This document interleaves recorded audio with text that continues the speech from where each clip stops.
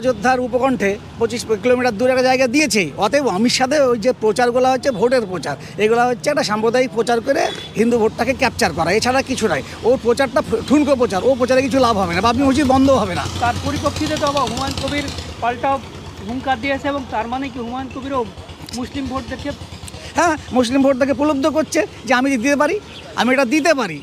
মানে এটা হচ্ছে কি একজনের বিরুদ্ধে হুঙ্কার দিয়ে ভোটারটাকে বোকা বানানো।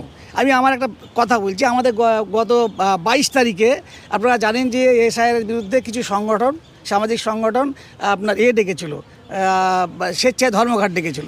তার সমর্থনে আমি এখানে একটা ছোট্ট মিছিল করে একটা প্রেস মিট করে গিয়েছিলাম। বাড়ি যাওয়ার পরে দেখছি আমার বাড়িতে 10 গাড়ি পুলিশ রাত্রে 8:30টার সময়তে।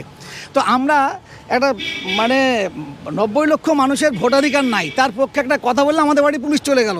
এদিকে হুমায়ুন কবির 10 ফিট মানে মাটি খুঁড়ে অমিত শাহকে পুঁতে দেবেন, তার বাড়িতে পুলিশ গেল না।